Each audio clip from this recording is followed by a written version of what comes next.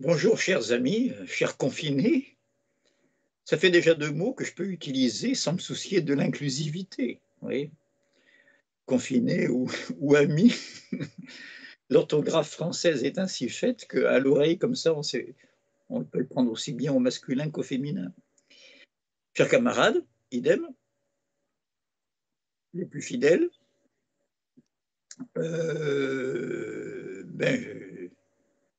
je ne cesse de vous exprimer ma gratitude pour être fidèle à nos rendez-vous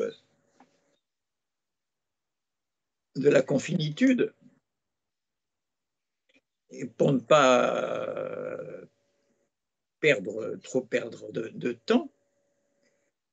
J'ai toujours le timing un peu hasardeux, comme vous savez. Je passe directement en préalable, si vous voulez, aux 3 textes sur lesquels je voudrais rebondir aujourd'hui et qui vont s'afficher quand je vais en parler, je présume. Hein. Je crois que certains d'entre vous, grâce à notre site Facebook, notre page Facebook, en ont déjà pris connaissance. C'est mieux de s'en imprégner un peu en amont, quelques jours avant.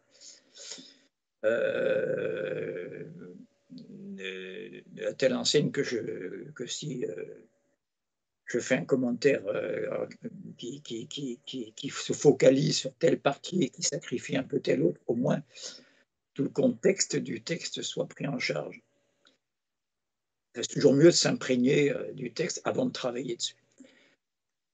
Surtout ce genre de texte très dense.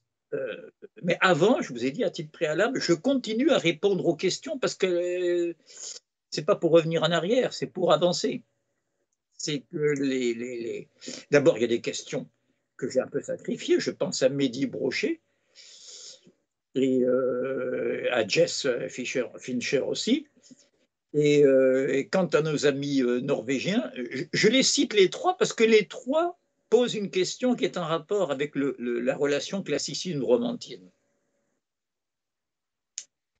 Et si je peux me permettre, je vais commencer par citer la question de Mehdi. Je ne lui fais pas violence en mettant sa question publique, puisqu'il l'a posée lui-même publiquement la dernière fois, n'est-ce pas? Or, je trouve qu'il exprime très bien non seulement la problématique que j'essaye de faire émerger, cette problématique immanente à la modernité, je vais y revenir à notre modernité, il la reprend très bien et en plus, il anticipe sur les malentendus qu'on pourrait faire sur les termes que j'employais, romantisme, classicisme, révolution, contre-révolution. Je ne suis pas là pour faire une distribution des prix, mais je suis très favorablement impressionné par l'aptitude dialectique de Mehdi, parce qu'il montre bien, et c'est un point sur lequel je voudrais insister aujourd'hui tout spécialement, qu'on n'est pas dans le manichéisme. Je ne suis pas en train de dire le romantisme c'est contre-révolutionnaire, ou l'inverse hein, d'ailleurs. Je ne suis pas en train de dire le classicisme c'est fasciste, et le romantisme c'est marxiste. Faut pas, hein. Alors voilà, trêve de bavardage, je cite Mehdi qui résume ça très bien dans la question qu'il a posée la dernière fois et sur laquelle donc, je vais appliquer à répondre, puisque vous allez voir que la matière de sa question est reprise par nos amis norvégiens d'Algarbra. Et en même temps, ça permet de répondre à la question de Jess. Mehdi, alors n'y a-t-il pas un héritage romantique progressiste et un héritage romantique réactionnaire? Eh bien voilà quelqu'un, n'est-ce pas, qui n'est pas dans le manichéisme. Il a bien compris l'ambivalence du romantisme. C'est un terme, vous voyez, très important chez Freud, l'ambivalence. Ce n'est pas l'ambiguïté. L'ambiguïté, c'est un peu, il y a de la fourberie, il y a de l'arnaque derrière. Il est ambigu, ça veut dire, oh là là, il nous dit ça, mais ce n'est pas tout à fait ce qu'il pense. C'est pas clair. Ça pourrait être pris dans plusieurs sens. Non, l'ambivalence, c'est que le sujet lui-même ne s'aperçoit pas qu'il est contradictoire. Il croit vouloir ceci, hein, il croit haïr alors qu'il est en train d'aimer et vice-versa, pour prendre des exemples les plus simples. et les plus spectaculaires. I hate and love her, hein, comme dit un poète célèbre. Le romantisme, justement, c'est cette ambivalence. Alors, on va voir après, hein, ce n'est pas non plus un opportunisme, hein, il n'est pas les deux en même temps et à la fois. On va essayer de déterminer quand est-ce qu'il est romantique et quand est-ce qu'il est, progressiste, quand est-ce qu'il est réactionnaire. N'y a-t-il pas, je reprends le texte de Mehdi, n'y a-t-il pas un héritage romantique progressiste et un héritage romantique réactionnaire correspondant, pour ce qui est du réactionnaire, au tournant irrationaliste de la bourgeoisie que le Lukács de la destruction de la raison voit très bien. Je rappelle que le grand Lukács, son livre le plus célèbre et en même temps qui est un chef-d'œuvre, La destruction de la raison, Lukács dont la réflexion sur l'ontologie de l'être social a été rééditée aux éditions Delga, que je recommande chaudement. Lukács, avec ce très beau titre, La destruction de la raison, a découpé tout un processus historique qui commence exactement à l'époque dont je parle, dont je dis qu'elle correspond à l'émergence de notre modernité, sinon de la modernité en général, qui est un concept plus extensif. Notre modernité, celle qui fait suite à la révolution industrielle anglaise et à la révolution politique française, bref, celle que les romantiques allemands, les idéalistes allemands, les Hegel, les révolutionnaires, les progressistes, les réactionnaires sont les premiers à se ramasser dans la figure, cette modernité, elle leur éclate à la figure, c'est important, ce que nous allons voir. Il le prend donc à sa naissance, puisque c'est Schelling, en gros, la première grande étape de la destruction de la raison, jusqu'à Heidegger, jusqu'à notre époque, vous voyez, en passant par les doctrines, comme dit très bien Mehdi, irrationalistes. Regardez à quel point les Schopenhauer et Nietzsche sont à la mode.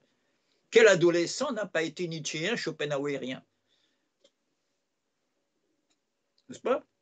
Quand on est adolescent avec l'acné boutonneux, la figure du surhomme vous parle et on s'identifie facilement à Zarathustra, à Dionysos dansant, n'est-ce pas? On va voir, avec les textes que je vous ai préparés, de Nietzsche d'ailleurs, que la réalité est un peu plus ambivalente, pour reprendre le terme de Mehdi. Donc, je reprends du début et je continue jusqu'à la fin la question de Mehdi. N'y a-t-il pas un héritage romantique progressiste et un héritage romantique réactionnaire correspondant au tournant irrationaliste de la bourgeoisie que le Lukács de la destruction de la raison voit très bien, tout en sachant que le très jeune Lukács avait déjà vu dans l'âme et les formes le caractère réactionnaire et bourgeois du romantisme allemand. Alors voilà, ce n'est pas le romantisme en général maintenant, correspondant à une impasse de classe, à une situation sociale et historique objective. Simplement, ça c'est des rappels excellents que nous fait Mehdi, mais maintenant il peaufine la partie questionnante de sa question, si je puis dire, à titre redondant, simplement quid de la récupération du romantisme par la bourgeoisie dans sa phase d'ascendance, qui répudie la raison qu'elle comprend alors comme une menace. Et là, il met entre parenthèses émergence de la philosophie de l'histoire et du marxisme. Voilà. Donc, merci beaucoup, Mehdi. Nos amis norvégiens m'ont écrit très gentiment qu'ils suivaient attentivement nos ateliers, le fait que nous soyons, nos attelages de la confinitude, dans la mesure où les questions que nous soulevons rejoignent apparemment totalement les préoccupations qu'ils sont en train de développer dans leur propre activité en Norvège, et Dieu sait si elle est féconde et courageuse. Je rappelle que dans nos deux amis norvégiens, je pense à Agnès Nedregard, qui est présidente de l'Association des artistes plasticiens de Norvège, et donc les questions esthétiques ne lui sont pas extérieures, et ce qui ne l'empêche pas d'être une marxiste-léniniste, et même, si je puis dire, glouscardienne, elle me corrigera si je me trompe, convaincue. J'ai un petit souvenir que je cite rapidement des heures merveilleuses que j'ai passées à Bergen en Norvège grâce à leur invitation. pendant les 2 journées splendides dans une des villes les plus pluvieuses du monde. Et au mois de mai, il faut aller au mois de mai, hein, si vous voulez aller dans ces parages. C'est pas juillet-août, hein, on est très au nord, il faut aller au mois de mai pour avoir le plus de chances d'avoir de belles journées. Et donc, arrivé à leur appartement qui donne sur la rue, de la fenêtre, on voyait les ouvrages de Gluskar, n'est-ce pas, parler à celui qui est en train de marcher sur le trottoir, n'est-ce pas, s'afficher à la vitre de l'appartement carrément. Voilà. Or, j'ai appris aussi, par un gentil message, que notre ami Rémi Cardinal, que je salue au passage, et qui est, je le dis pour ceux qui connaissent mal ce répertoire, qui est pianiste classique, mais qui est surtout fondateur, parce qu'il y en a des pianistes classiques, mais qui est fondateur sur Facebook d'une page que je vous recommande, d'un site qui s'appelle l'Armée des Romantiques, et qui s'est enrichi récemment à la faveur des événements que nous vivons depuis quelques mois, parce que je ne parle pas seulement du confinement, je parle depuis même les Gilets jaunes. Il a fondé la convergence des luttes, mais des luttes L-U-T-H-S. Nous sommes ici entre musiciens.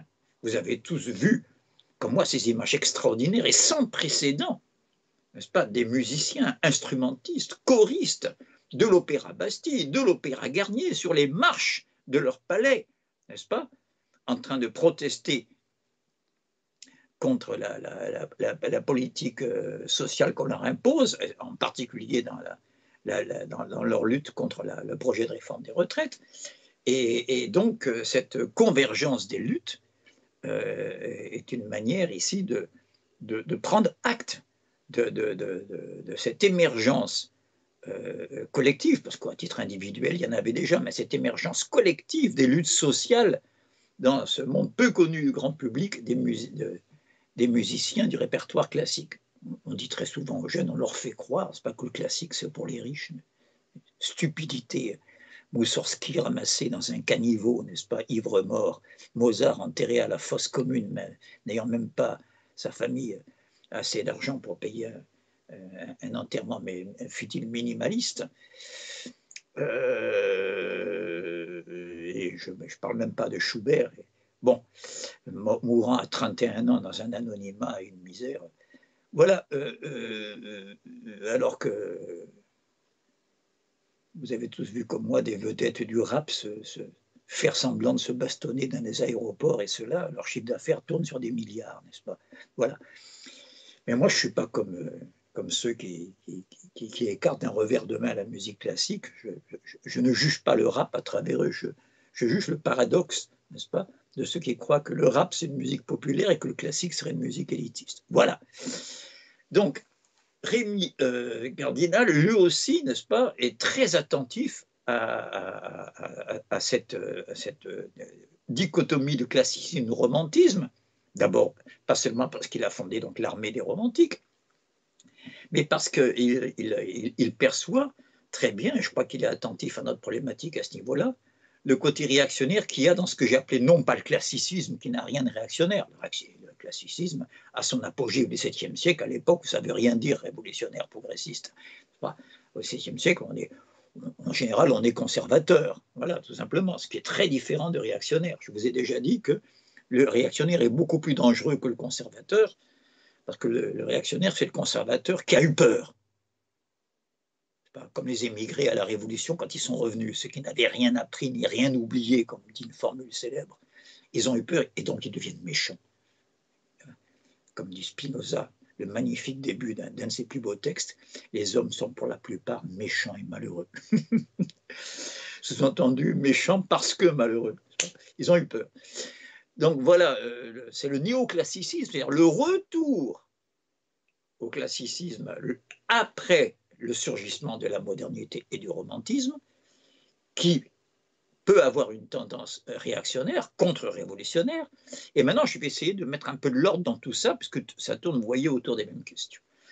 Et pour ça, je vous ai préparé donc 3 textes avant de les lire. Deuxième petit préalable, mais très court cette fois, c'est un rappel. Le rappel, c'est les problématiques que je résume, les problématiques que je suis en train de soulever. J'ai apporté une hypothèse dont je vous ai dit prenez garde parce qu'elle est personnelle, donc je vais dire, je ne, vous l'exprimant, vous la transmettant, je ne fais pas comme d'habitude, je ne transmets pas le corpus d'un autre, et donc vérifier et contre-propositionner. Cette hypothèse, c'est que l'accès de la modernité au concept hegelien de savoir absolu, qui encore une fois n'a rien à voir avec le fait de connaître toute chose, ce qui est stupide, il y a des tas de choses qui n'est pas nécessaire de connaître, je vous ai déjà dit, combien il y a de gouttes d'eau dans l'océan Indien, après tout. Voilà, je rappelle au passage que le cognitif pur, c'est une chimère complète, n'est-ce pas? Et Aristote est un immense penseur, un des plus grands de tous les temps. Son effort d'intelligibilité est colossal, un des plus grands de l'histoire de l'humanité. Il n'empêche que il commence son admirable métaphysique par cette bêtise, c'est pas une bêtise, enfin je veux dire, voyez, par cette bévue idéologique, tous les hommes désirent naturellement savoir. C'est un début archi célèbre. Tous les hommes désirent. Non, c'est pas spontané, on ne désire pas savoir, il n'y a pas du cognitif pur. Si on cherche à savoir, c'est qu'on s'est ramassé un coup sur la tête. Sinon, on ne serait pas assez idiot. Je suis en train d'anticiper sur le texte de Nietzsche que je vais vous lire. On ne serait pas assez idiot pour aller chercher à savoir, et donc peut-être apprendre de mauvaises nouvelles, n'est-ce pas?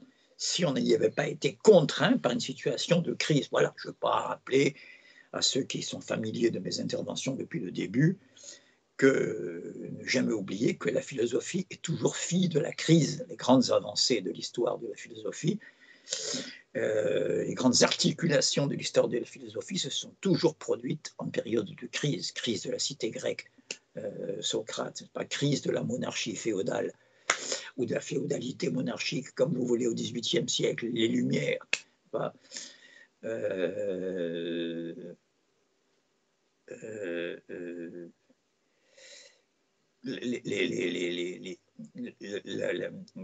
ce qui prouve bien que si les choses vont bien, on peut continuer comme ça sans se poser des questions et sans dire tout d'un coup comme Socrate, qu'appelles-tu? Je vous ai raconté l'anecdote de ce gamin qui n'avait pas commencé à parler. Il avait déjà 5 ans et il ne parlait toujours pas. Les parents pensaient qu'il était débile, qu'il avait une déficience neuronale pour parler comme les ignares. Et tout d'un coup, l'enfant, à table, tout le monde était un peu accablé, silencieux, dit « Passez-moi le sel, s'il vous plaît ».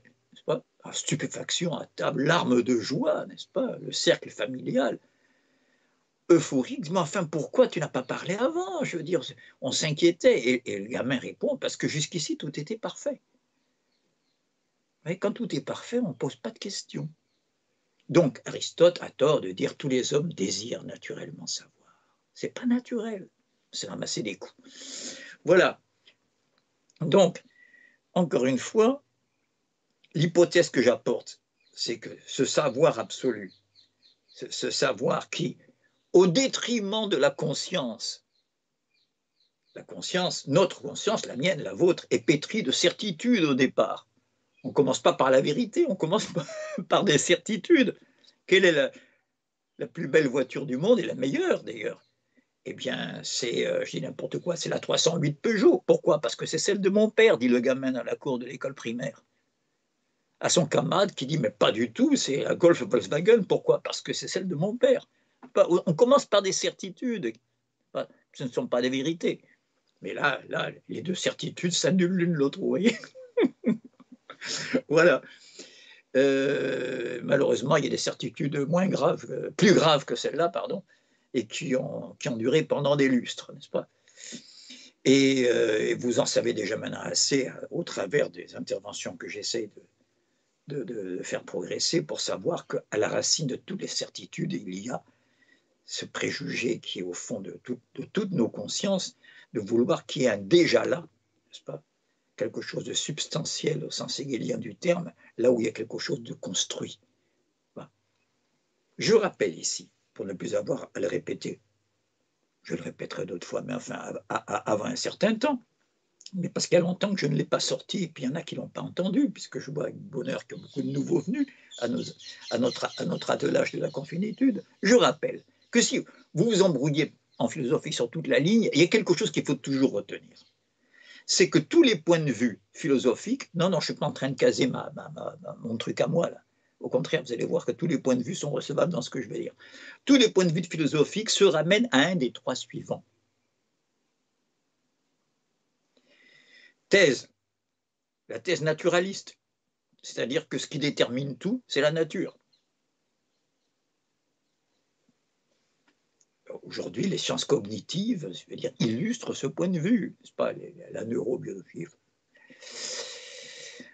Mais aussi celui qui dit c'est toute sa grand-mère, celui-là, avec son agitation permanente et son bavardage. La nature renvoie à natal, dès sa naissance, dans son hérédité, vous voyez.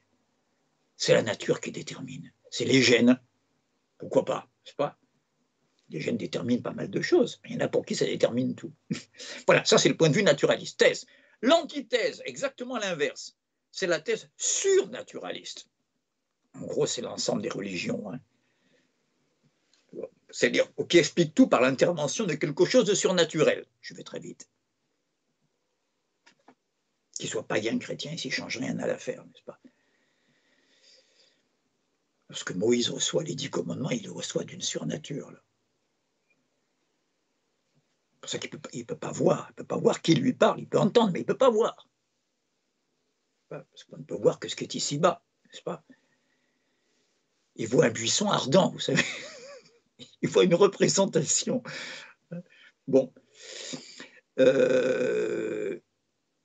Donc, je reprends. La thèse, c'est la nature qui fait l'homme, qui fait ce que nous sommes.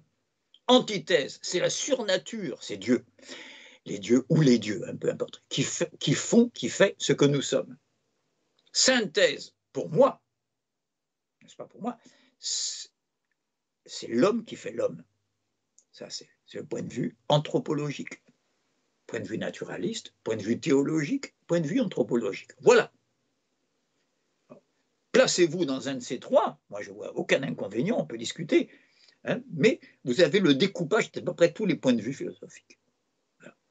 Or, je suis en train de dire que pourquoi j'ai une préférence pour le point de vue anthropologique, parce que le point commun à la thèse et à l'antithèse, qui ont l'air de s'opposer totalement, n'est-ce pas, aux néo-positivistes qui ne pensent que ce qu'ils voient dans ces éprouvettes, je caricature, ou dans ces équations, ou qui pensent, moi j'ai rien contre les équations, au contraire, mais qui pensent qu'avec ces équations, il va comprendre pourquoi Nerval s'est suicidé, si vous voulez.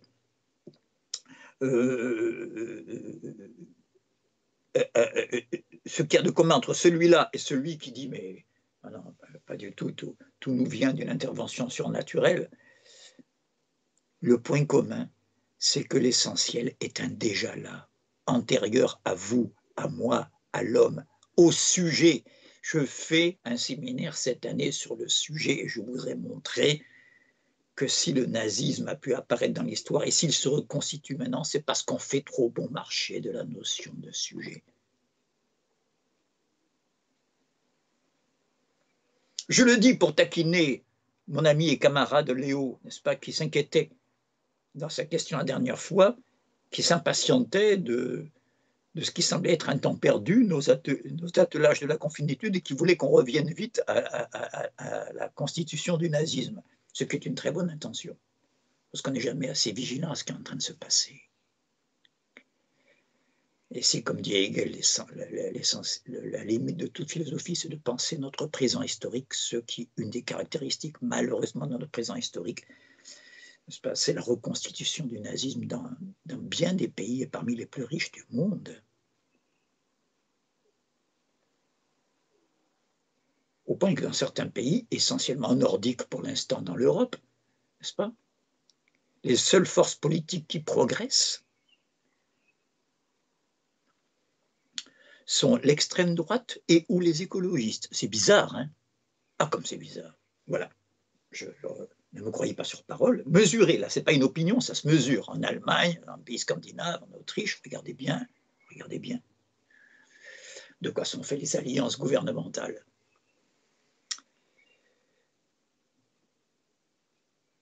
Donc, vous voyez, si j'ai un penchant, moi, pour, je vous le dis par honnêteté, je ne le renvoie pas tous les trois dos à dos. Par contre, le troisième, pour moi, renvoie dos à dos le premier et le second. Le point de vue anthropologique satisfait autant le point de vue naturaliste, parce qu'il est matérialiste, le point de vue anthropologique. Il s'appuie sur ce que l'homme a fait tout au long de son histoire, un homme plongé dans la nature au départ et se mesurant sans cesse avec elle. Et se formant dans la mesure où il informe la nature. Qu'on taille un silex ou qu'on construise un gratte-ciel de 200 mètres de haut, ou qu'on envoie une fusée météorologique au-delà de l'attraction terrestre, je veux dire, dans tous les cas, il faut pour cela, n'est-ce pas, bien connaître les lois de la nature et s'en servir et souvent la retourner contre elle. C'est ce que Hegel appelle la ruse de la raison. Donc, j'insiste là-dessus. Si je privilégie le point de vue anthropologique, c'est parce que c'est le seul qui ne s'appuie pas sur un déjà là, qui remplace l'être, l'ontologie. Voilà le point commun au premier et au second. Le premier a une ontologie naturaliste, et le second a une ontologie surnaturaliste. Mais dans les deux cas, il y a on en grec, ce qui veut dire l'être. Il y a ce qui est d'abord, voilà.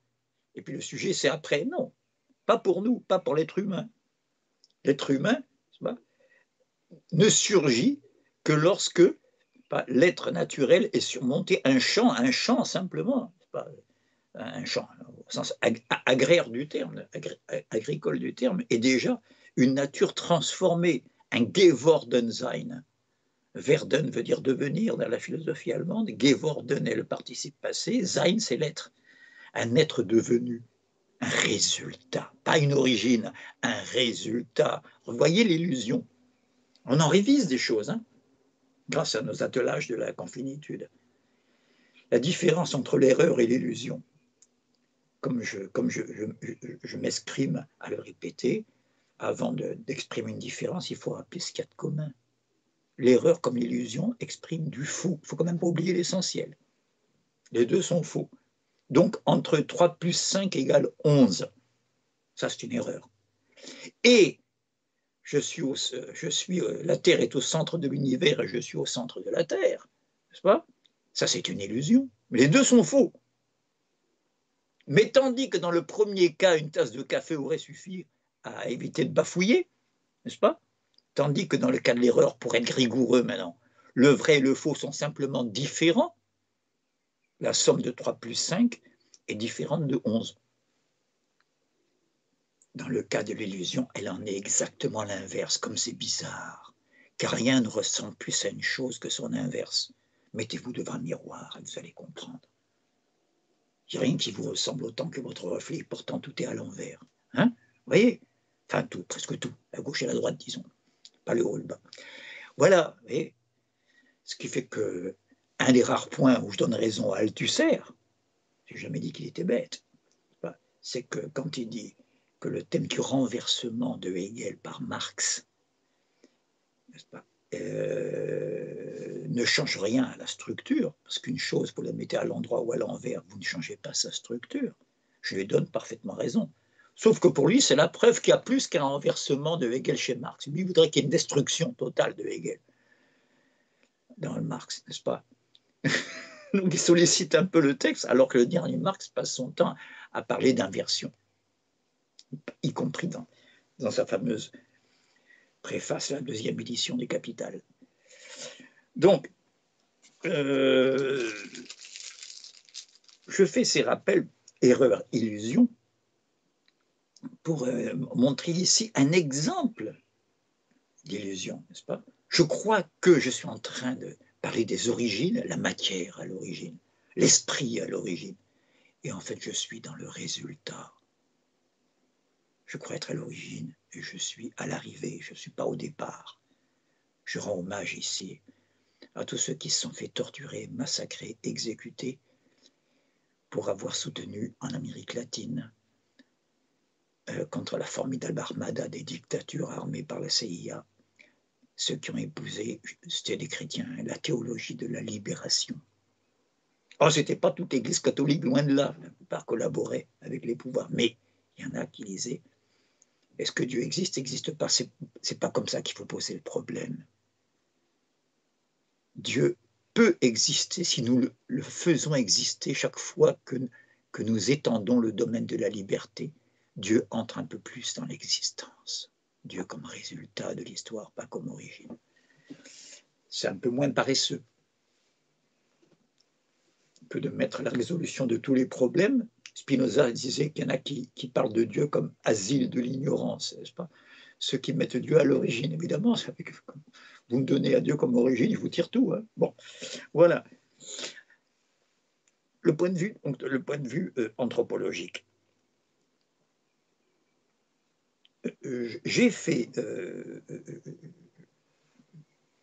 J'ai amené cette hypothèse que nos certitudes s'écroulent dans la modernité au profit de la vérité.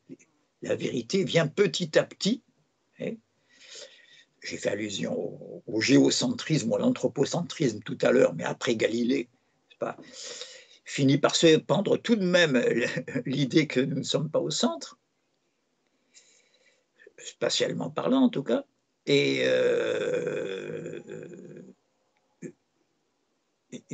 après Darwin, n'est-ce pas, mais progressivement, je dis progressivement, il y a des États américains où il est interdit d'enseigner la théorie de l'évolution. Vous savez, on peut toujours faire des régressions médiévalistes, hein, je veux dire. Inutile de vous préciser que ces États sont surtout dans le sud. Enfin, il y a des choses merveilleuses dans le sud des États-Unis, à commencer par l'œuvre de William Faulkner, entre autres.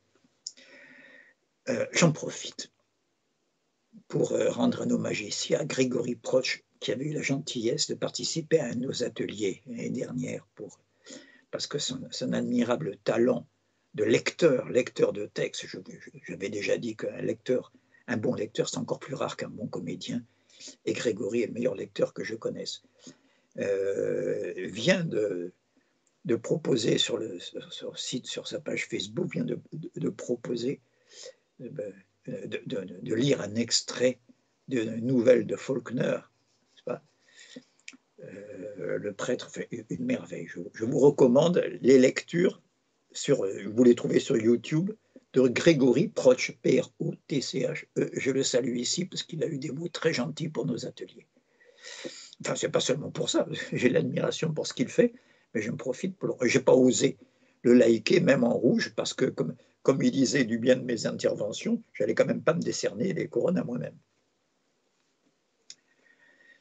Je referme la parenthèse. Donc voilà, j'ai amené cette histoire de savoir absolu, ce n'est pas moi, hein, ça c'est Hegel qui l'a fait. Mais mon hypothèse, c'est que parallèlement au surgissement du savoir absolu, comme il implique beaucoup de désagréments, pour parler sur le mode de l'euphémisme, parce que c'est beaucoup plus grave que ça, hein, comme il implique des pertes de ce que je pensais jusqu'alors, de mes certitudes, c'est pas un hasard si j'ai dit tout à l'heure que les romantiques sont les premiers à se ramasser dans la figure, surtout le premier romantisme, je vais y arriver à la question de Mehdi, à la richesse des problématiques qu'elle introduit. Le tout premier romantisme, ce qu'on appelle en Allemagne le Frühromantik. Früh, c'est un peu comme first, si vous voulez, en anglais. Le tout premier, avant qu'ils s'abattardissent et qu'ils deviennent réactionnaires. Avant qu'on voit dans tous les appartements allemands, c'est pas, un tableau avec une biche au bord d'un étang.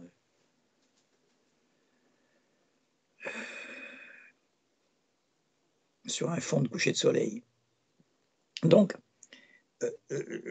comme le savoir, tout savoir implique des désagréments, des pertes, un non-savoir absolu dans l'inconscient se tient là tapis, n'est-ce pas, pour résister contre, en nous, la progression des savoirs. Notre ennemi est intérieur à nous-mêmes. N'allez pas chercher ici le capitalisme. C'est pas...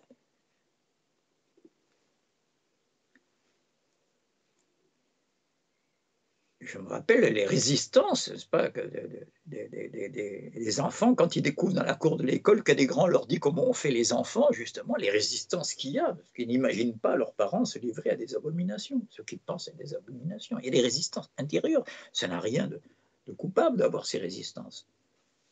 Et ça ne fait pas de ces enfants d'abominables capitalistes, ça n'a rien à voir. Donc, ça devient réactionnaire au sens politique du terme, n'est-ce pas? Quand toute une partie de la société n'a pas intérêt à ce que l'autre accède au savoir absolu. Et là, j'explicite pour aller dans le sens de la question de Mehdi, et en même temps, je fais écho à ce qu'il dit en essayant d'alimenter sa question.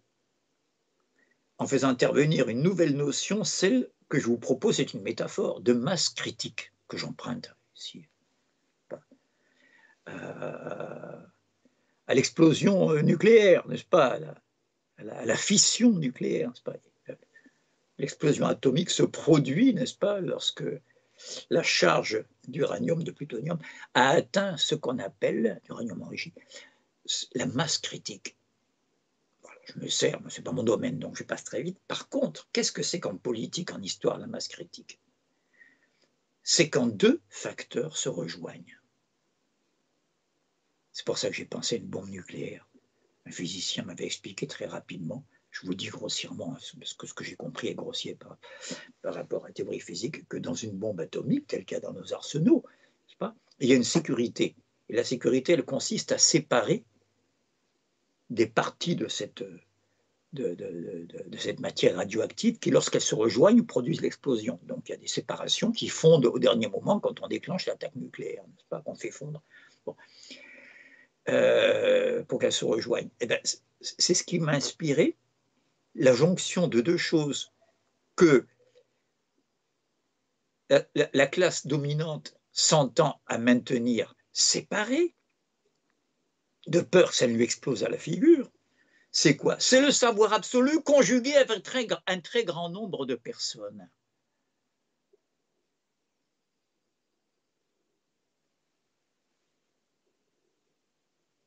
Vous voyez le rôle de l'école maintenant comme il est important. Vous voyez pourquoi il est urgent de détruire l'école comme on détruit l'hôpital. Tout ça est très actuel. Mais oui, tout ça se tient. Je ne passe pas du coq à l'âne. Enfin, quand même une école où on amène les enfants comme ça à toute l'histoire de l'humanité, jusqu'au progrès, jusqu'à la liberté. Une histoire qui aurait comme plan la magnifique formule de Hegel, les orientaux historiques. Hein.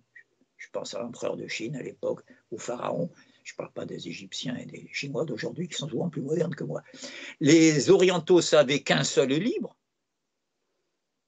Les Grecs surent que quelques-uns sont libres, ceux qui avaient la chance de ne pas être des esclaves, c'était une minorité. Les modernes savent que tous sont libres. Si on enseigne ça dans les écoles, le pouvoir est foutu. Enfin, quand même. C'est bien ce que dit Rousseau dans le contrat social, que c'est nous les plus forts.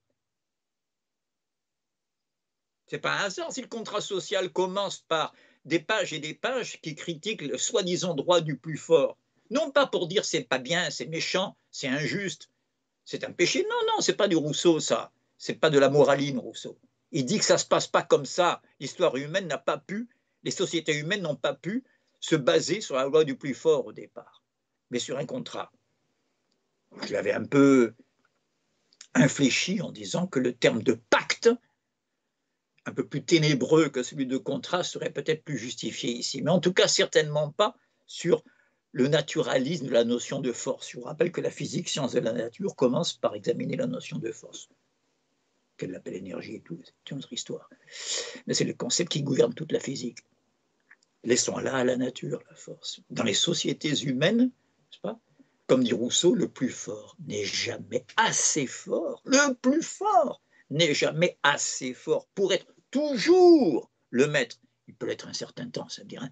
Le plus fort n'est jamais assez fort pour être toujours le maître s'il ne convertit, attention là ça bouge, c'est ça les révolutions, sa force en droit, c'est le droit qui doit régner la loi et non plus la force, s'il ne convertit sa force en droit et donc l'obéissance en devoir, c'est moi qui ajoutais donc. Hein. Et oui, à partir du moment où c'est le droit qui gouverne et non pas l'arbitraire de la force, c'est un devoir d'obéir à ce moment-là. Puisque j'obéis à moi-même. Voilà. Donc, l'obéissance à la loi qu'on sait prescrite est liberté. Oui, je paraphrase le contrat social pour dire, mais c'est tout ça qu'apporte la modernité. Mais vous ne croyez pas que le pouvoir va laisser faire les choses comme ça. L'idéal pour le pouvoir, c'est d'avoir à sa disposition la modernité technique. C'est ça le néopositivisme. Avoir un minimum de scientificité, n'est-ce pas, à son service. Il est sélectionné parce qu'il en a besoin pour la productivité, pour faire des machines, parce qu'il y a toujours un concurrent à crever chez les capitalistes. Pour que j'ai une marchandise moins chère que mon concurrent, plus compétitive, il faut que j'ai des machines qui produisent plus en moins de temps. Je ne vais pas vous résumer tout Marx.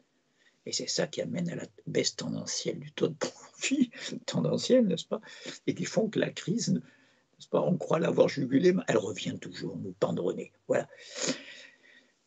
Donc, le plus fort n'est jamais assez fort pour toujours le maître, s'il ne convertit sa force en droit et l'obéissance en devoir. Donc, le savoir absolu fait l'objet d'une résistance.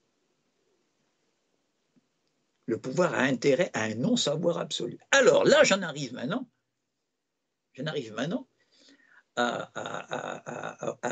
au partage que fait Mehdi entre romantisme réactionnaire et progressiste. Comment s'y retrouver?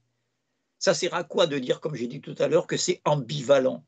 On ne va pas en rester là, parce qu'on ne saura jamais quand est-ce qu'il est romantique, quand est-ce qu'il est progressiste, quand est-ce qu'il est réactionnaire. À quoi le reconnaître? Et là, je vais faire intervenir les trois textes. On peut commencer par le Nietzsche, je m'adresse à la régie et à notre ami Philippe.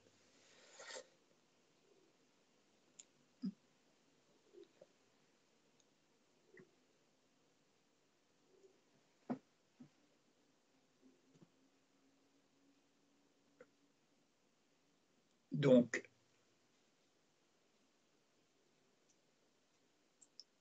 je ne sais pas si vous avez le texte devant vous.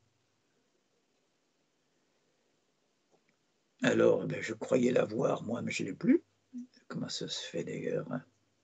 Ah ben si je prends le... Non, parce que là, j'ai une question de Geoffrey Stieg, je n'ai pas le texte de Nietzsche.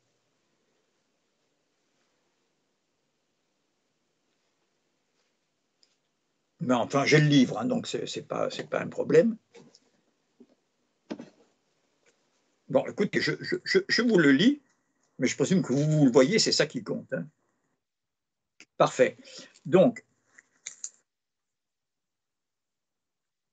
je le lis d'abord, n'est-ce pas, sans m'arrêter.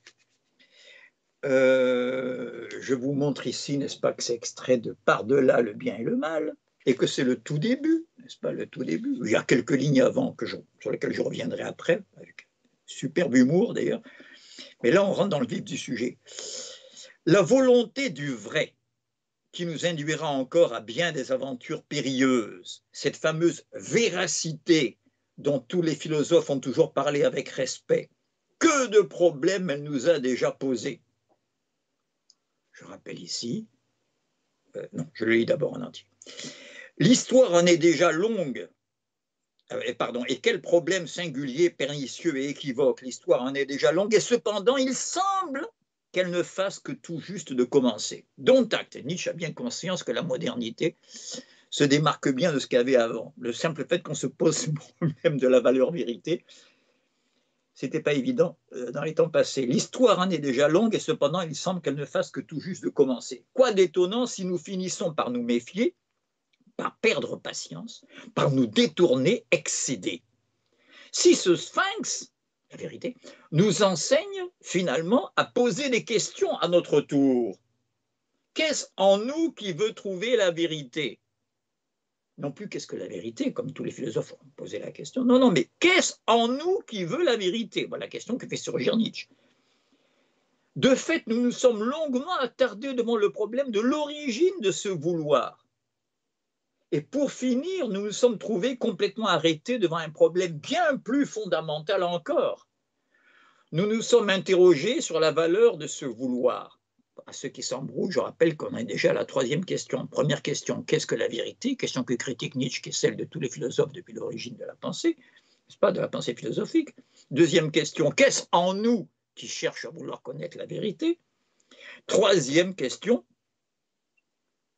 nous nous sommes longuement attardés devant le problème de l'origine de ce vouloir. Et pour finir, nous nous sommes trouvés complètement arrêtés devant un problème bien plus fondamental encore. Voilà le troisième. Nous nous sommes interrogés sur, et c'est souligné, la valeur de ce vouloir. Est-ce que ça vaut le coup de chercher la vérité? Voilà ce que pose Nietzsche. Ça, c'est moderne, n'est-ce pas? Autrement dit, est-ce que c'est pas mieux le non-savoir absolu que le savoir absolu? Mieux en valeur, pas plus vrai. On s'en fout de la vérité, dit Nietzsche. Là. Si la vérité est insoutenable, pourquoi on la chercherait? Et oui, moi, quand je commente un auteur, je m'identifie à lui. Et donc, j'ai été l'avocat de plein de diables. Et puis, il y a des diables bien plus dangereux que ce pauvre diable de Nietzsche, croyez-moi. En particulier, des diables plus dangereux qui sont les Nietzschéens de la guerre froide. Les Deleuze, les Foucault, les Derrida, les gens passent qui sont plus médiatisés encore, mais qui ne valent pas la peine qu'on en parle. Donc, nous allons voir après pourquoi je distingue bien Nietzsche des Nietzschéens de la guerre froide. Nous nous sommes interrogés sur la valeur de ce vouloir, en admettant que nous voulions le vrai, en admettant que nous voulions le vrai, en admettant que le philosophe soit de bonne foi. Pourquoi pas plutôt le non-vrai ou l'incertitude? Vous voyez que ce n'est pas une fantaisie à Pagani d'avoir formulé l'hypothèse que le non-savoir absolu surgit au moment où le savoir absolu surgit. Au point qu'il y en a même, et Nietzsche a au moins le mérite de tomber le masque et de poser la question, et oui, il y a un non-savoir absolu, et peut-être c'est ça qui vaut le coup. En admettant que nous voulions le vrai, pourquoi pas plutôt le non-vrai ou l'incertitude, ou même l'ignorance? Dites donc, le néo-kantisme est en train de couver ses griffes, là. Je salue ici notre camarade Simon Verdun, qui a fait un admirable ouvrage, qui est sa thèse de doctorat, n'est-ce pas, sur les figures du néo-kantisme dans l'œuvre de Michel Gluskar. Michel Gluskar ayant montré que le néo-kantisme, pas le kantisme, n'est-ce pas, qui reste progressiste dans son mouvement d'ensemble, mais dans sa visée première, mais le néo-kantisme, n'est-ce pas, qui se sert de Kant uniquement à titre négatif pour verrouiller tout accès au savoir, celui-là, oui, on voit ici que son acte de naissance, en admettant que nous voulions le vrai, pourquoi pas plutôt le non-vrai ou l'incertitude, ou même l'ignorance? Est-ce le problème de la valeur du vrai qui s'est présenté à nous, ou bien est-ce nous qui nous sommes offerts à lui? Nietzsche a conscience, et il a raison, que c'est un des rares à savoir faire résonner la langue allemande dans la pensée philosophique à son époque. Qui est Oedipe ici et qui est le Sphinx? Il semble que ce soit un rendez-vous de questions et de problèmes, et le croirait-on? Il nous semble en définitive que le problème n'avait jamais été posé jusqu'à présent. C'est pour ça que je ne quitte pas la modernité, que nous sommes les premiers à le voir, à l'envisager, à l'oser. Le terme est souligné, car il comporte un risque, je vous avais dit, que l'accès au savoir absolu n'est pas sans risque, car il comporte un risque, et peut-être le risque suprême. Eh bien voilà. Alors, soyons nietzschéens, n'est-ce pas? Et au lieu de poursuivre la chimère du vrai, non pas la chimère au sens que le vrai serait impossible à atteindre, mais il vaudrait mieux ne pas l'atteindre. N'est-ce pas? C'est plus un critère cognitif, là. Nietzsche n'a pas démontré que tel philosophe dit quelque chose de faux. Il dit qu'ils ont bien tort, n'est-ce pas, de combattre le faux et de vouloir le vrai.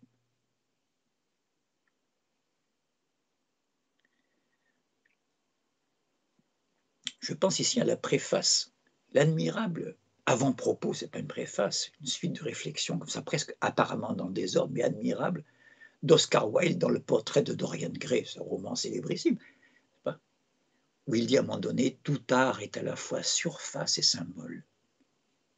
Danger de plonger en dessous de la surface, danger d'interroger le symbole. Vous voyez, la même idée, à la même époque exactement, dans cette deuxième moitié du XIXe siècle, de cette agonie de l'Occident qui n'en finit pas d'agoniser avant de se précipiter dans les estuaires de la mort, de la guerre de 14. Vous voyez. Alors, mettons un petit peu de l'ordre dans tout ça. Je reprends très rapidement le texte, je ne fais pas un commentaire au sens littéraire, mais tout de même, il y a des choses sur lesquelles il faut que je revienne. Donc, je le reprends au début. D'abord, surgit la figure du sphinx. Si ce sphinx, la vérité, nous enseigne finalement à poser des questions à notre tour. Alors, dernière fois, je vous avais cité cette phrase de Hölderlin, qui va être notre troisième auteur tout à l'heure. Hölderlin qui fait dire, qui dit le roi Oedipe a un œil en trop, sans doute. L'homme moderne est celui qui a un œil en trop, qui voit trop, qui sait trop. Il eût mieux valu pour Oedipe ne pas savoir la vérité, n'est-ce pas? Car elle est insoutenable. La preuve, c'est qu'il s'arrache les yeux, d'où l'allusion de Hölderlin, qui connaît mieux que personne ces Grecs, n'est-ce pas? C'est le point commun qu'il partage avec Nietzsche. Je le dis au passage, il y en a qui sont furieux quand je dis ça, mais Nietzsche connaît moins bien Kant qu'un honnête agrégatif de philosophie aujourd'hui lorsque Kant est au programme, je vous le dis. Il n'a pas une culture philosophique très détaillée, ce qui ne contredit pas ce qu'il est en train de dire là. Ce n'est pas la vérité qui l'intéresse. Par contre, il a une compétence philologique admirable, en particulier en philologie grecque. Et ça l'a amené à avoir des pertinences philosophiques que je ne discute pas à ce niveau-là. C'est pas qu'elles sont indéniables. Il a frôlé le problème de l'inconscient. Donc, la figure d'Oedipe et donc du sphinx, Oedipe est celui qui a tué le sphinx, en répondant que la réponse à la question du sphinx, c'est l'homme, point de vue anthropologique. Tout de même. Bon, en admettant, oui, j'insiste sur l'évolution du questionnement. Les philosophes disent qu'est-ce que le vrai? Puis Nietzsche dit qu'est-ce en nous qui veut trouver la vérité? Il faut qu'il y ait, sous-entendu, il y a une partie masochiste en nous. Si le vrai est redoutable, ça doit être une pulsion masochiste qui nous acharne à trouver la vérité. Bon, moi, j'ai déjà résolu tout à l'heure le problème. Je vous ai esquissé une solution en disant il a fallu qu'on se ramasse un coup pour poser la question. Pour qu'on ne pose pas de questions quand tout va bien. En admettant que nous voulions le vrai, pourquoi pas plutôt le non vrai? Alors, ici, on va pouvoir départager quand est-ce que le romantisme est réactionnaire, quand est-ce qu'il est progressiste. La dernière fois, j'avais distingué un romantisme au sens strict, celui qui, historiquement, surtout en France, on fait commencer aux méditations poétiques de Lamartine et finir, tout ça est très, très académique au sens péjoratif cette fois, en 1853 avec l'échec de la pièce de Hugo intitulée Les Pures Graves, et le romantisme au sens large dans lequel nous sommes encore plongés en tant que modernes, n'est-ce pas? Et je voudrais ici que vous ayez plus confiance en vous-même. J'allais dire conscience, mais ça revient un peu au même. C'est-à-dire sur votre capacité de répondre aux questions que vous me posez en raisonnant à partir de ce que j'ai pu en dire déjà. Pas en poussant jusqu'au bout la cohérence de ce que je dis. Peut-être que je me plante sur toute la ligne, mais il y a une cohérence. Je vous donne un exemple. Il m'est arrivé plusieurs fois dans les ateliers de dire le propre de la modernité, c'est de détester la modernité. Tous mes auditeurs un peu habitués se sont familiarisés avec cette formule. Le propre de la modernité, c'est de détester la modernité. Si je dis maintenant que le romantisme est la première expression de la modernité, raisonnons, appliquons ce que je viens de dire, faisons comme les mathématiciens, remplaçons le sujet par le prédicat, comme les logiciens. Dans ce cas-là, le propre du romantisme, c'est de détester le romantisme. Et bien voilà. Le propre du romantisme, c'est de s'évader du mal du siècle. Et là, je garde mon Nietzsche. Et je garde même, vous voyez, l'ouvrage Par-delà le bien et le mal. Mais je prends un autre passage où on va parler musique, ce qui me permet de répondre à quelqu'un qui voudrait que j'intervienne un jour sur les rapports Nietzsche-Wagner. Eh bien, je lui donne en partie satisfaction avec la petite séquence qui va suivre, n'est-ce pas? Où il n'est pas question de Wagner, nommément. Mais Nietzsche, il n'y a pas, pratiquement pas une page de Nietzsche où il ne soit pas question de Wagner, n'est-ce pas? Mais là, il n'est pas nommé, mais vous allez voir tout de suite de quoi il s'agit, de qui il s'agit. Je tiens le paragraphe 255 de Par-delà le bien et le mal. Vous ne l'avez pas, je vous le lis. Je tiens qu'il faut user envers la musique allemande de beaucoup de prudence. Voilà, il ne faut pas trop consommer la musique allemande. La musique allemande a son apogée, surtout au XIXe siècle, pendant la période romantique. C'est les Italiens d'abord, historiquement, je dis à grands traits, les 16e, 17e, 18e, de Monteverdi à Mozart, c'est les Italiens qui règnent en maître, à Haydn, Mozart, à la première école de Vienne, Haydn, Mozart, Beethoven. Puis il y a la cassure avec Beethoven, il y a la cassure avec la Révolution française, c'est pareil. Beethoven est né en 1770, Bonaparte en 1769, ça ne s'invente pas. C'est la génération qui a 20 ans à la prise de la Bastille, Hegel et Hölderlin en 1770 comme Beethoven. Bon, ça c'est la cassure. C'est pas l'Ancien Régime, c'est pas le Nouveau, c'est le grand mouvement qu'il y a eu entre les deux quand les jeux n'étaient pas encore faits. Ça, voilà. Or, la musique allemande commence à ce moment-là avec Beethoven, elle commence à régner sur tout le reste de la musique. Il y aurait une renaissance fabuleuse de la musique française grâce à l'impressionnisme, on l'a vu l'année au premier attelage de la confinitude avec Debussy, Fauré, Ravel, etc. Je tiens qu'il faut user envers la musique allemande, donc la musique romantique, donc Wagner, qui est le point d'orgue, n'est-ce pas, de cet immense élan du romantisme, mais qui n'est pas romantique, qui est déjà post-romantique, on y reviendra, mais on n'est pas en histoire de la musique. Un homme qui aime le midi comme je l'aime. Alors, changement de décor. On était chez les Allemands dans la brume, le brouillard et le romantisme. Dans le flou, Nietzsche dit admirablement dans la volonté de puissance, les romantiques ont toujours confondu le plaisir de s'endormir avec celui de se réveiller. Entre chien et loup. Et voilà que là, on passe à la Grèce, modèle jamais atteint, mais irremplacé de tout classicisme et de tout néoclassicisme, n'est-ce pas? Je vous ai dit la dernière fois, où vous promenez dans Versailles, pratiquement presque 20 siècles, enfin 20 siècles après la cité grecque, et à chaque mètre, vous vous heurtez à quelque chose qui évoque la Grèce, sous forme plastique, sous forme de citation, sous forme de mythologie. Je tiens qu'il faut user envers la musique allemande de beaucoup de prudence. Et maintenant, voilà l'antidote à la musique allemande selon Nietzsche. Un homme qui aime le midi comme je l'aime. Le midi, midi. Connais-tu le pays où fleurit le citron? Tous les écoliers allemands connaissent l'admirable romance de Mignon extraite du Wilhelm Meister de Goethe. Il y a toujours quelqu'un qui veut aller en Méditerranée chez les Allemands. C'est un Corse qui vous le dit. On les voit arriver à la saison, n'est-ce pas? Kennst du das Land, wo die Zitronen blühen? Connais-tu le pays où fleurit le citron? Là où les oranges brillent dans le sombre vert des feuilles. Un homme qui aime le midi comme je l'aime, comme une grande école de guérison. Ah, dites donc, le romantisme, c'est le mal du siècle, la maladie. Regardez comme les mots se font écho là. On est dans la rigueur. Hein, on n'est pas en mathématiques, on est plus rigoureux, on est dans la poétique. Un homme qui aime le midi comme je l'aime, comme une grande école de guérison pour l'âme et pour les sens. Pas les guérisons des maladies du corps, allez voir le médecin pour ça. Heureusement qu'il y a la biologie et les sciences positives. Non, non, non, non. Non, non. C'est quelqu'un qui est mort fou qui parle là. Les maladies de l'âme, il connaît. Un homme qui aime le midi comme je l'aime, comme une grande école de guérison. On commence mieux à comprendre l'attrait de Nietzsche pour le monde grec. Ce n'est pas un problème de vérité, de vrai et de faux. Il n'y en a pas un qui a raison, l'autre qui a tort.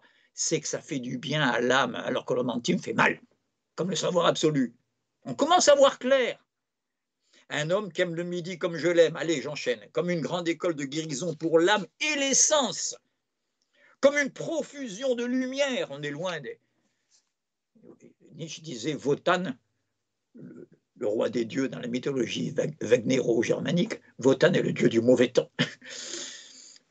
Donc, comme une grande école de profusion, de lumière et de soleil qui transfigure toute chose en s'épanchant sur des êtres souverains, pleins de foi en eux-mêmes. Ils pensent bien sûr à n'est-ce pas, à la statuaire de l'époque classique. Cet homme-là se méfie un peu, c'est une litote, de la musique allemande qui, en le faisant retomber dans son mauvais goût, risque de compromettre aussi sa guérison. Un méridional de cette espèce, il pense à lui bien sûr, méridional de croyance, c'est souligné, et non d'origine, s'il lui arrive de rêver à l'avenir de la musique, et au moyen de la libérer de l'emprise du Nord, bref, de la musique romantique allemande. Et alors là, je m'arrête parce que c'est extraordinaire si on fait un jour une histoire de la musique, comme je l'espère, ensemble. N'est-ce pas? Nietzsche va anticiper là, dans les quelques lignes que je vais vous lire, sur les grands événements qu'il n'a pas vu, il est mort avant, qui vont constituer la musique moderne et contemporaine, y compris le jazz. Mais jugez plutôt. Un méridional de cette espèce méridionale de croyance et non d'origine, s'il lui arrive de rêver à l'avenir de la musique et aux moyens de la libérer de l'emprise du Nord, entendra en lui les premiers accents d'une musique plus profonde, plus puissante, plus cruelle. Attention, attention à ceux qui pensent que Nietzsche est un homme de gauche. Je salue ici Émeric Monville, cofondateur des éditions Delga, qui a écrit un superbe essai qui s'appelle Misère du nietzschéisme de gauche. Pas exagéré non plus. Je sais bien que pour écarter De Gaulle du pouvoir, il a fallu se prétendre à gauche du PC, n'est-ce pas, pour être à droite de De Gaulle, à droite d'un homme de droite, c'est-à-dire l'extrême droite a fait croire qu'elle était à gauche du PC. Misère du nietzschéisme de gauche.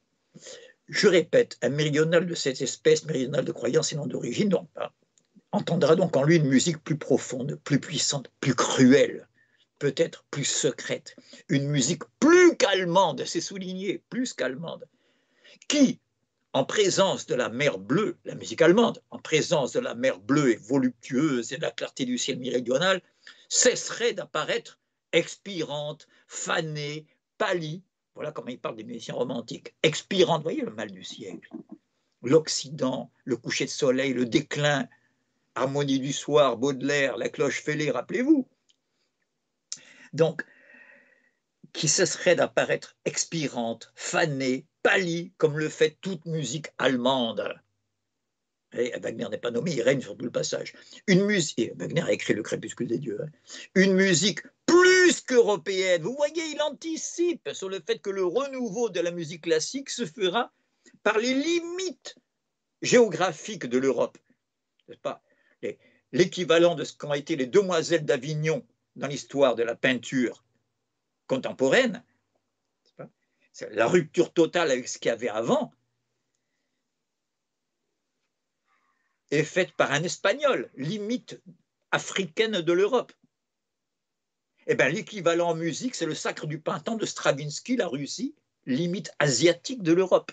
L'Europe se renouvelle par ses limites, par là où elle regarde ailleurs qu'en Europe. Et ça, c'est déjà un appel au non-savoir absolu, mais qui donne des chefs-d'œuvre. Je ne suis pas en train de faire le procès esthétique. Sacre du printemps est un chef-d'œuvre absolu. Et là, je réponds à Jess Fincher. Et oui, je cumule les réponses aujourd'hui, parce que je m'en veux d'avoir été un peu expéditif la dernière fois et pas avoir répondu à toutes les questions. Qui me demande par quoi commencer dans la musique classique contemporaine. Bon, il y a des choses qu'on ne peut pas contourner. C'est pas très original ce que je vais dire, mais pourquoi pas commencer par cette bombe atomique qu'est le Sacre du printemps. C'est pas moi qui dis. C'est un historien de la musique qui parle de l'époque où a surgi le Sacre du printemps. Fin 19e, début 20e. 1913, création à Paris. Création à Paris de quoi? De ce ballet écrit par ce jeune russe qu'on ne connaît pas encore. Or, qu'est-ce qu'on écoutait en musique à ce moment-là? Ce par quoi j'ai commencé cet attelage de la confinitude. On écoutait les musiques impressionnistes françaises. On s'éclatait avec l'irisation, le clair de lune, l'ouate, n'est-ce pas? Les brouillards, pas romantiques, mais quand même post-romantiques, impressionnistes, où le corps est plus présent que chez les romantiques, où la sensation est plus présente que le sentiment. Ça, c'est très bien. On était dans les infimes délicatesses et nuages. Et voilà que tout d'un coup, un russe, un popov, un barbare, un moujik, un cosaque arrive et, je cite ici mon historien de la musique, lance en pleine mêlée, la mêlée de ceux qui disaient maintenant, il nous faut en sortir un peu de cette décadence musicale, maintenant il nous faut des barbares. Et il dit, je fais ici à l'allusion à l'histoire de la musique, que vous trouvez en livre de poche chez ce collabo, c'est beaucoup dire, disons qu'il s'est bien porté sous Pétain, mais il fait une excellente histoire de la musique, une des meilleures dans ce format-là, Émile Vuillermoz, n'est-ce pas? Et il dit, pendant que les tacticiens préparaient un renouveau de la musique, qui aille au-delà de l'ouate, du clair de lune, de l'irisation, de l'impressionnisme. Il nous faut des barbares. Igor Stravinsky répondit présent, et je étais en pleine mêlée, la bombe du sacre du printemps. L'explosion fut atomique. Au dernier accord, il ne restait rien de l'harmonie, du contrepoint. Voilà. Donc il faut commencer par là. Donc je commence par dire, oui, puis une musique qui casse les oreilles, si j'ai bien compris. D'abord, elle a fait scandale. Hein. Scandale, mais au sens propre, ça se bagarrait dans la salle. N'est-ce pas? Ça se bagarrait dans les ballets Diaghilev. Et il y a même Florent Schmitt, un compositeur de l'époque, qui a crié cette phrase célèbre, silence au putain du 16e. Je cite, n'est-ce pas? Il y avait des femmes, des gens, ceux qui sont abonnés au concert, qui vont comme ça, à Stravinsky parce qu'on a payé notre abonnement, enfin, sans plus. Et qui tout d'un coup, on les aurait violés, violentés, n'est-ce pas, par cette musique sauvage. Et qui disait, mais qu'est-ce que c'est que cette musique barbare, sauvage? Et là, Florent Schmitt a dit, silence au putain du 16e. Vous voyez, ça a été la bagarre. Eh bien, si je vous en parle, ce n'est pas pour insister là-dessus. Même si c'est inoubliable, c'est une rupture inoubliable, c'est pour dire que c'est devenu un classique. Maintenant, avec le recul, on l'a tellement entendu, mais c'est d'une beauté, d'une perfection formelle. C'est pas les formes d'avant. Voilà. Donc, Jess, le sacre du printemps. Voilà. Il y a, je vous l'ai dit, il y a trois racines à la modernité musicale. Je ne quitte pas ma problématique, je l'illustre par la facette musicale, mais mon polyèdre, c'est le même, c'est la modernité. Hein. Donc revenons à la musique ici pour l'instant et restons-y. Il y a donc celle qui se renouvelle en fuyant l'Europe, en essayant de la fuir, en étant fasciné par ce qui est extra-européen. Et là, je continue le texte de Nietzsche parce que c'est incroyable, comme il est pertinent alors qu'il est mort juste avant que cette musique-là ne commence à gagner le public, juste avant. Donc, une musique qui cesserait d'apparaître expirante, fanée, pâlie, comme le fait toute musique allemande, une musique plus qu'européenne, je m'étais arrêté là, qui affirmerait sa valeur même en face des couchants mordorés du désert. Vous voyez, on a quitté l'Europe, même en face des couchants mordorés du désert. Allez, on va aller plus loin. Qu'est-ce qu'il y a après le désert? Il y a la jungle, n'est-ce pas? Du désert, une musique sœur du palmier, tout est dit, une musique sœur du palmier, qui se sentirait chez elle parmi les grands et beaux fauves solitaires, et s'en irait rôder avec eux, où l'on retrouve la cruauté, hein, soyez en passant, et s'en irait rôder avec les beaux fauves solitaires. Oh, ce rêveur imaginerait une musique dont le charme le plus rare serait de, c'est souligné, de tout ignorer du bien et du mal. On en a marre de souffrir, de se dire je suis un misérable. Parce qu'attention, il y a eu le mal du siècle, on a vu avec Sénancourt, on l'a s'est creusé d'une manière chirurgicale, ça s'est aggravé avec Baudelaire, avec le spleen qui est encore plus névrotique, et avec Kafka carrément. Écoutez, je vous résume, dans le journal de Kafka, il y a cette extraordinaire incidente dans le combat entre toi, il parle à lui, dans le combat entre toi et le monde, prends le parti du monde. Kafka, c'est toujours le coupable qui parle. Et dire qu'on a pas, la pensée libérale libertaire qui est toujours à l'affût, n'est-ce pas, a voulu faire de Kafka en pleine guerre froide l'antitotalitaire, par exemple, c'est-à-dire l'antisoviétique, hein, soyez en passant. Alors que Kafka n'accuse jamais un pouvoir, un système, etc., il s'accuse lui-même dans toute son œuvre. C'est un artiste accompli. Donc ici, c'est l'inverse, cette culpabilité, n'est-ce pas? En finir avec la culpabilité, et en finir. La cruauté veut en finir avec la pitié et la volupté avec la culpabilité. Vous voyez? Retenez bien ça parce qu'on va continuer avec d'autres textes tout à l'heure. Retenez bien ça. L'antonyme de la cruauté, c'est la pitié, n'est-ce pas? Et vous savez qu'il y a eu quelques pouvoirs sans pitié un petit peu après la mort de Nietzsche. Une musique, donc, je répète, une musique sœur du palmier qui se sentirait chez elle parmi les grands et beaux fauves solitaires et s'en irait rôder avec eux.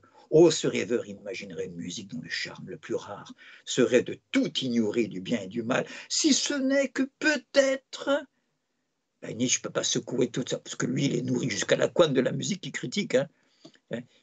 C'était un excellent pianiste, et il jouait toutes les œuvres des romantiques, Schumann et Chopin, il connaissait ça très bien, il les avait sous les doigts. Hein. Si ce n'est Donc une musique, si ce n'est que peut-être une vague nostalgie, de vagues ombres dorées, de tendres faiblesses, ah quand même, vous voyez, qui reste dans le souvenir, l'effleurerait parfois, une musique qui absorberait en elle, venue de très loin, maintenant qu'on est au fond de l'Afrique avec les grands fauves, là, maintenant qu'on est loin de l'Europe, qui absorberait en elle, venue de très loin, les teintes d'un monde moral déclinant. Voilà l'Occident. Je l'ai oxy, je l'ai tué. Je l'ai oxy, j'y ai mis fin. L'Occident, c'est ce qui décline. Le mot, c'est pas mon opinion. C'est ce que dit le mot. C'est le coucher de soleil du monde, de l'histoire, l'Occident. C'est ce qui tue et c'est ce qui meurt. C'est pas un hasard. Si l'Occident termine ce siècle qui n'en finit pas, celui qui commence par la prise de la Bastille, il est long. Hein. Je vous ai dit qu'un siècle, c'est en anthropologie, c'est jamais 100 ans. On s'en fout de l'abstraction. Ce siècle-là, il y en a des très courts. Le XVIIIe siècle, ce siècle des Lumières, il commence à la mort de Louis XIV en 1715 et il finit en 1789. Il est très court. Eh bien, le XIXe siècle, c'est l'inverse. Il commence en 89. Il reste encore 10 ans avant d'arriver à ce qu'on appelle le XIXe siècle. Il commence en 89 et il finit en 1914. Je dirais même en 1918. Il est très long. Il n'arrête pas de décliner. C'est pas un hasard si j'ai commencé par Harmonie du soir, hein, notre attelage. Donc, je répète ce dernier paragraphe. Oh, ce rêveur imaginerait une musique dont le charme le plus rare serait de tout ignorer du bien et du mal, si ce n'est que peut-être une vague nostalgie, de vagues ombres dorées et de tendres faiblesses l'effleurerait parfois. Une musique qui absorberait en elle, venue de très loin, les teintes d'un monde moral déclinant, devenu presque inintelligible. Que veut dire la musique de Wagner sur une île de Polynésie? Une musique assez hospitalière et assez profonde pour accueillir ces fugitifs attardés. Bon, je vais faire le mauvais esprit, juste pour cette dernière phrase. Je ne peux pas m'en empêcher, n'est-ce pas? Parce que j'ai eu comme ça quelques correspondants, quelques commentaires de mes vidéos qui ont dit « Mais qu'est-ce que vous allez chercher Freud? La psychanalyse, c'est nul. Nietzsche, voilà, la volonté de puissance, voilà, l'inconscient. Ouais. La volonté de puissance, il n'y a rien de déterminé. On ne sait pas du tout si c'est la volonté d'une classe sociale, le pouvoir, comme chez Marx, n'est-ce pas? Ou la volonté de tuer mon père, n'est-ce pas? Non, non. C'est la volonté de puissance. C'est ce qu'il a hérité de l'archi-contre-révolutionnaire Schopenhauer, celui qui appelait la police pour dire « Les manifestants, ils sont là, les barricades, ils sont là. » Eh bien, ce Nietzsche-là, Freud aurait souri à la dernière phrase. Les teintes d'un monde moral déclinant, devenu presque inintelligible, une musique assez hospitalière et assez profonde. Qu'est-ce qui peut être à la fois profond et hospitalier? Ce qui n'a jamais réussi à Nietzsche, la femme. Voilà, j'arrête ici pour l'instant, n'est-ce pas? Je dis ça parce que les deux seules femmes qui vraiment l'ont bouleversé dans sa vie, c'est Madame Wagner, Cosima. Il n'y a qu'à voir la lettre qu'il lui a envoyée, la lettre où il ne fait que bredouiller. J'ai beaucoup d'affection, d'admiration pour Nietzsche. Ici, il ne bredouille pas, il écrit admirablement. Mais quand il parle à Madame Wagner, il bredouille après la mort de Wagner. Une lettre lamentable. Il essaie de se rattraper. Et puis, Lou Salomé, bien sûr, n'est-ce pas? Entre la statue de la commandeur, Madame Cosima Wagner, et la Russe, comme l'appelait avec mépris la sœur de Nietzsche, n'est-ce pas? Quand un Allemand réactionnaire, ça en fait beaucoup à l'époque, dit la Russe, n'est-ce pas? C'est à peu près comme un partisan de l'Algérie française parlait des bougnoules, à peu près, vous voyez, ou comment on dit, ou le nègre pour un membre du Ku Klux Klan, n'est-ce pas? C'est ça la Russe. Lou Salomé. Donc, fantastique texte, admirable, mais d'une beauté en plus, n'est-ce pas? Ou les musiques qui vont compter au XXe siècle, la Racine russe, je reprends, et Jess, n'est-ce pas? Et la Racine, j'en développerai une autre fois, la Racine viennoise, la seconde école de Vienne, celle qui prolonge les acquis de Wagner tout en rompant avec lui, je pense à Schoenberg, Berg, Webern, et la Racine espagnole, voilà, très rapidement. Les deux autres textes sont, donc, premier texte Nietzsche, un fou. Les deux autres textes, Nerval et Hölderlin, deux autres fous. C'est un trio de fous que je vous sers cette fois-ci. Oui. Ah, d'accord. Et c'est pas mal. D'accord. Oui, je viens de le voir, mais je n'avais pas compris que c'était, je croyais que c'était technique. D'accord. Mais on n'est pas en ligne là. Si? Bon, alors, ben, dans ce cas-là, puisque on doit interrompre, bon, on doit interrompre provisoirement le propos dans un quart d'heure, je vous recommande dans ce cas-là de bien prendre connaissance des deux autres textes. Je vais faire, je vais infléchir ce que je viens de lire de Nietzsche, qui est très très fondé. C'est très cohérent de dire si la vérité est insoutenable, si le savoir absolu est un savoir de l'insoutenable, bon sang, pourquoi en faire une valeur? Il vaut mieux se battre pour le non-savoir absolu. Eh bien, je vous annonce à l'avance le programme. Je vais vous citer un texte de Nerval où il dit cette phrase que je vous ai souvent répétée, mais hors contexte, et cette fois dans le texte, je me place dans son contexte. Et son contexte, c'est une crise de folie grave. Là, il est en train de raconter ses crises. Son médecin lui avait dit mettez vos visions par écrit, ça vous fera du bien. Et au pire de ses visions, il dit j'essaye de me raccrocher à des croyances de mon enfance, à la religion. Et puis il dit mais quand même, pour une génération qui a connu les révolutions, le siècle des Lumières, on ne peut pas comme ça faire comme si rien n'avait jamais existé, comme si on n'avait pas vu ces certitudes-là s'écrouler. Et là, je paraphrase, et maintenant je le cite mot pour mot, il a cette formule admirable, l'ignorance ne s'apprend pas. L'ignorance ne s'apprend pas, monsieur Nietzsche, on ne peut pas faire exprès de ne pas savoir ce qu'on sait. On aimerait bien, n'est-ce pas? Et voilà sur quoi je développerai la prochaine fois le texte de Nerval, et je conclurai cette grande séquence des trois fous par un texte de Hölderlin que je vous recommande, mais surtout pas dans les traductions, on le trouve le plus souvent sur le net, sauf sur un site que je vous recommande, que je laisserai sur notre page Facebook, hein, parce que je n'ai pas la source là, mais où il y a une traduction de Gustave Roux, qui est celle qu'on trouve dans la Pléiade à peu près, qui est quand même mieux. Il s'agit de l'hymne, la grande élégie qui s'appelle Le pain et le vin, Brot und Wein, le pain et le vin, voilà. Donc, je rappelle au passage à ceux qui sont familiers avec la philosophie de Hegel, je sais que dans mes followers, il y en a quelques-uns, que dans aussi bien dans la préface que dans l'introduction, Hegel aborde le problème post-nietzschéen. Vous voyez, je dis bien, alors que Hegel est avant Nietzsche, hein, post-nietzschéen de cette conscience qui voudrait, n'est-ce pas, s'enfermer dans un non-savoir, qui voudrait fuir ce qu'elle sait. Eh bien, écoutez, je vais terminer les 10 minutes qui nous restent. On a 10 minutes, hein, Philippe?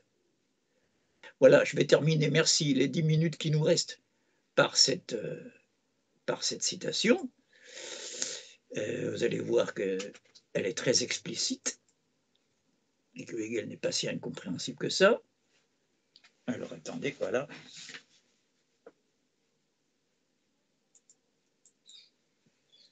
Voilà, alors allons-y. C'est bon. Et là, il faut que je change, voilà. Hop. Nous y voici. Donc, vous me donnez 2 minutes.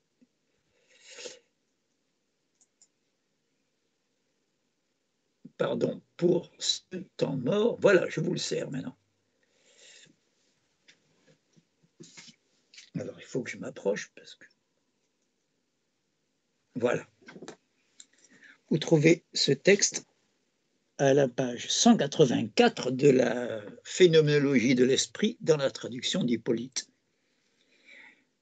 Un sous-chapitre que Hippolyte a mis entre parenthèses, car les titres ne sont pas d'Hegel, la peur. La peur. Vous voyez comment on y arrive. Qui est une des conclusions du célébrissime chapitre sur le maître et l'esclave. Il fallait dire au moment où l'esclave a préféré rester en vie quitte à rentrer dans la servitude parce qu'il a senti la peur du maître absolu, par les Hegel de la mort sur le champ de bataille. Donc, je vous lis ceci maintenant.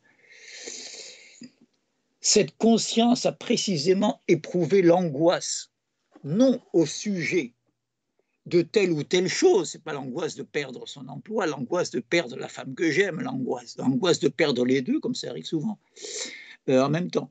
L'angoisse non au sujet de telle ou telle chose, non durant tel ou tel instant, mais elle a éprouvé l'angoisse au sujet de l'intégralité de son essence, car elle a ressenti la peur de la mort, lorsqu'elle a eu le couteau sur la gorge, le maître absolu. Dans cette angoisse, elle a été dissoute intimement, a tremblé dans les profondeurs de soi-même, et tout ce qui était fixe a vacillé en elle. Mais un tel mouvement pur et universel, une telle fluidification, le contraire de la statue, absolue de toute subsistance, c'est là l'essence simple, c'est presque ironique de la part de Hegel, de la conscience de soi. C'est ça la conscience de soi. Elle commence par ces consciences de la mort, l'absolue négativité, le pur être pour soi qui est donc en cette conscience même alors qu'elle n'y était pas. Voilà. Donc, lisez ensuite un autre passage dans l'introduction où Hegel, j'ai pas le temps de vous le chercher, mais où Hegel dit très précisément que en vain la conscience veut s'échapper dans des modes d'évasion qui lui fassent oublier ce qu'elle sait. Et il dit cette phrase terrible, la pensée vient troubler l'absence de pensée. La conscience veut se réfugier dans une inertie sans pensée. Vous voyez comme c'est actuel tout ça, une inertie sans pensée. Ne rien dire. Ah, s'il n'y avait pas le confinement, je serais bientôt sur les plages à ne penser à rien. Comment il dit Rousseau dans la lettre à Malesherbes, lorsqu'il est dans son extase en l'île, je ne pensais pas, je ne raisonnais pas, je ne philosophais pas. Donc la conscience veut se réfugier dans une inertie sans pensée, mais la pensée vient troubler l'absence de pensée. Voilà. Bref, comme dit Rimbaud, ce sera ma conclusion pour aujourd'hui. On ne s'évade pas, reprenons les chemins d'ici.